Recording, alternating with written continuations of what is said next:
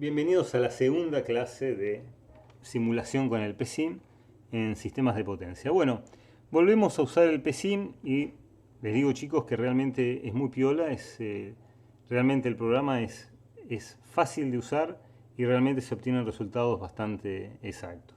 Pero otra de las razones por las que usamos en la materia es porque los sistemas de potencia, tanto rectificadores complejos, trafos, pasivos, están ya disponibles para ser usados. Si uno tuviera que hacer este mismo trabajo con otro software de simulación, como por ejemplo el PSIM, que tienen un mayor nivel de detalle, como charlábamos la vez pasada, es un esquema físico de simulación que realmente no es necesario para esta materia. Bueno, analicemos entonces lo que tenemos en el apunte, que es uno de los ejercicios de la IA, y es la figura 1.9 donde vamos a ver un rectificador. Y este rectificador trifásico tiene la particularidad de denominarse de onda completa tipo puente, justamente porque su construcción es de un puente. Tan así que en la vida real uno va y físicamente compra el puente completo, ¿sí? En un módulo que incluso tiene un determinado conjunto de bulones de sujeción para cada terminal. Imagínense que cada uno de estos módulos puede tener desde 20, 30, 50, 100 amperes de salida y trabajar con tensiones de más de 500 volts. Y no es necesario en ese caso formar el puente con eh, diodos discretos, ¿sí? Vamos a simularlo. De vuelta, abrimos el PSIM, ponemos New. Vamos a ver que lo primero es la fuente, en este caso llamada Source, y vamos a usar una three-phase sine.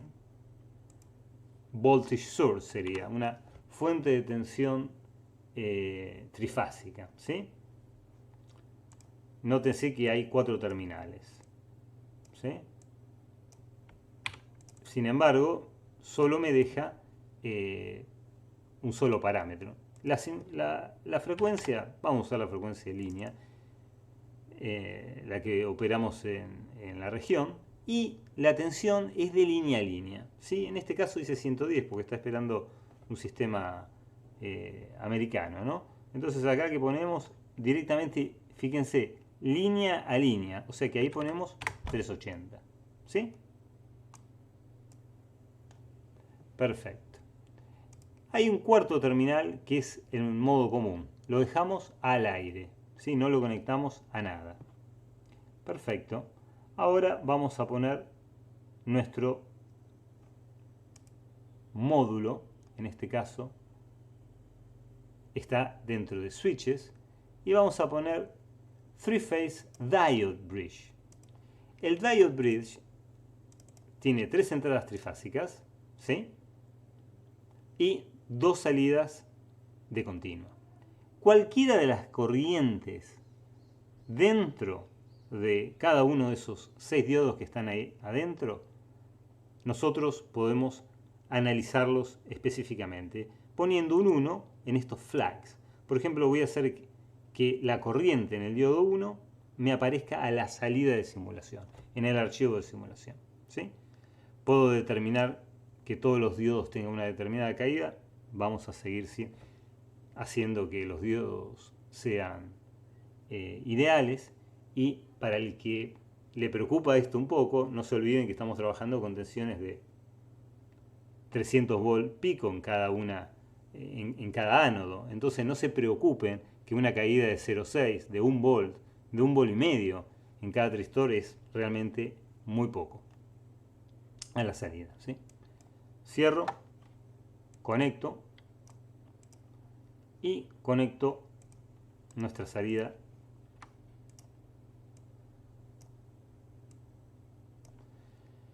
¿Qué nos está faltando? Nos está faltando decirle cuánto vale. Vamos a decir que es una resistencia de 100 ohms. Vamos a decir que usar un nodo de tensión, nótense esto. El sistema aparece como si fuera un nodo blanco. Eso me indica que no está conectado. Si el nodo no es de color negro, no está conectado. Fíjense, lo acerco de vuelta y recién ahí me lo conectó bien. Sin embargo, si yo conectara este nodo, esta es una tensión unimodal, es decir, yo necesito medir entre este borne y este borne. ¿Se acuerdan que en la clase pasada definí una tierra? Bueno, acá lo tengo que hacer, pero no defino la tierra como el centro del grupo de generación, sino que lo hago en la carga. Entonces, cuando mida la tensión de salida, de out, lo voy a estar haciendo con respecto a este punto. Muy bien, simulemos entonces.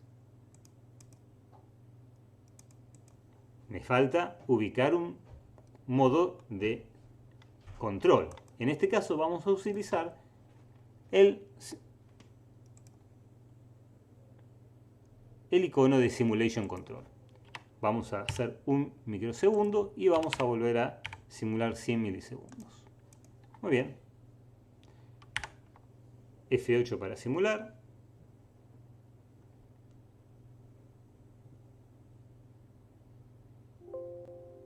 Perfecto. Fíjense, aparece la tensión y además aparece una de las corrientes, ¿sí? Por el BD311, que es nuestro módulo rectificador. Por el momento, vamos a ver la tensión de salida. Bueno, la tensión de salida parece horrible. Sinceramente, lo es, tiene mucho ripple, pero parece un gran ripple, pero en realidad si lo vemos en retrospectiva, ¿sí? Tengo casi 540 volts de pico y 460 volts de mínimo.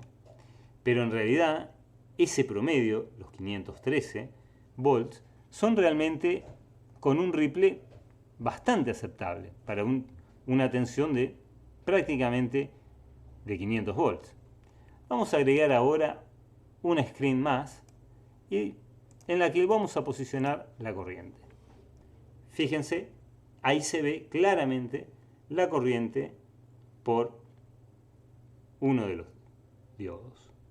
Recién aclaramos que la tensión, el ripple de la tensión, ocupaba toda la pantalla y parecía que era lo único que teníamos para simular. Pero veamos este valor en retrospectiva. Para eso marcamos esta screen, ¿sí? Nótense que cuando yo marco el screen aparece un puntito rojo acá, ¿sí? Para seleccionarme el screen en que estoy trabajando. Y vamos a poner cambio de ejes. Es decir, ponemos, por ejemplo, un cambio de eje en el eje Y. Y notamos que está en autoescala. Vamos a sacar esta autoescala, ¿sí? Que el software pone por default. Y vamos a poner una escala de 0 a 600 volts lineal. Nótense ahora sí, donde el 0 está acá abajo. Fíjense que en perspectiva ahora tenemos un ripple que realmente es bastante acotado. Ese ripple en el rectificador de puente tiene 3,4%, ¿sí? Es decir, el valor promedio tiene 513 volts con un pico de 540 positivo y unos 480 volts de pico inferior. Con la corriente pasa algo similar. Sin embargo, si nosotros miramos qué es lo que teníamos en la teoría, vamos a ver una corriente totalmente rectilínea. ¿Qué está pasando? ¿Simuló mal? No, lo que sucede es que tenemos una resistencia. La resistencia hace que la corriente copie la tensión. Y este ripple no lo puedo menospreciar, ¿sí? Es un 3,4%. Para ver una idealidad, lo que yo tendría que haber hecho es sacar esa corriente y haber simulado un generador de corriente. Vamos a hacerlo en elementos, sources, current,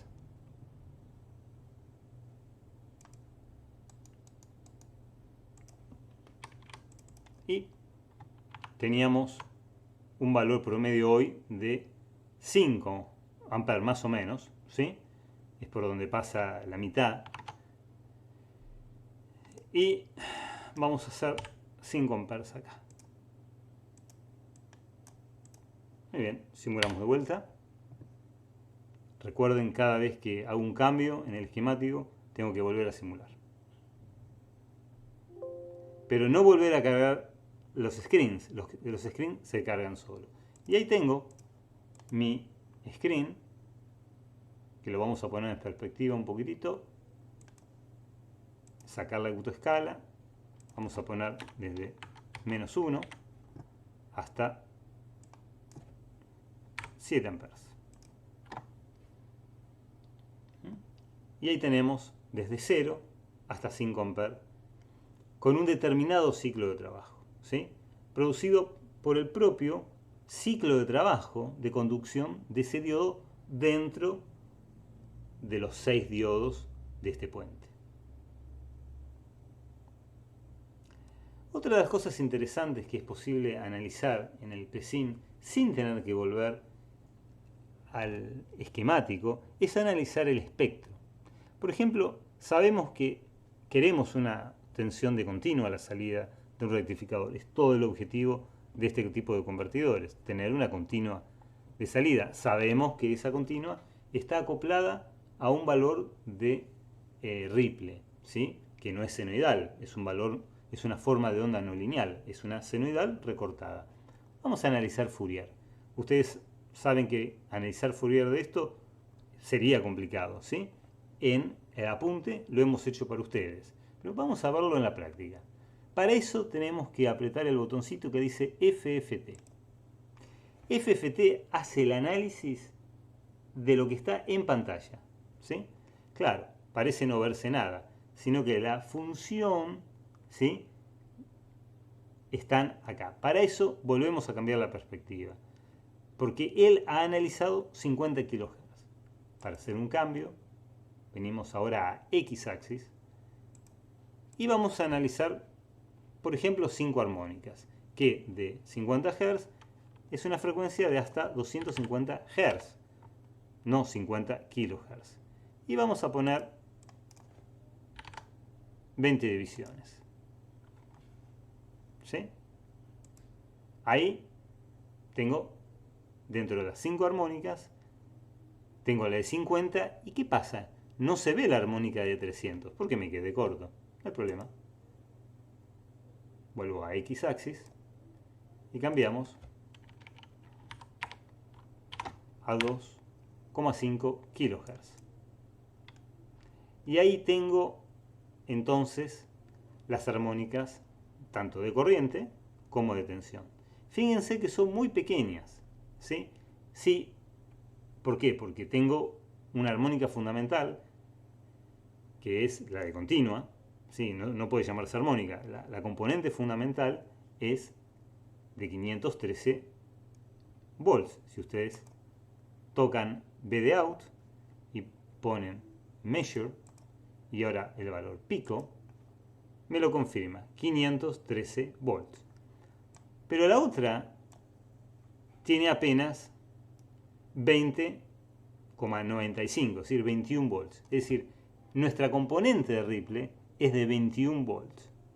Para sacar el valor, el factor de Ripple, sabemos que es el valor pico a pico, ¿sí? El valor RMS en este caso de 21 volts sobre los 513.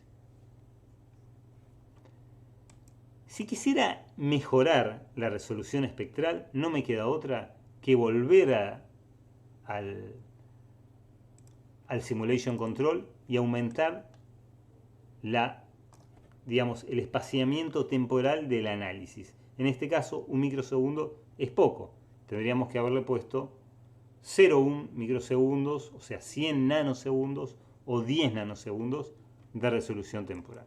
Pero en general, para la mayoría de las cuestiones que queremos ver, está bastante bien.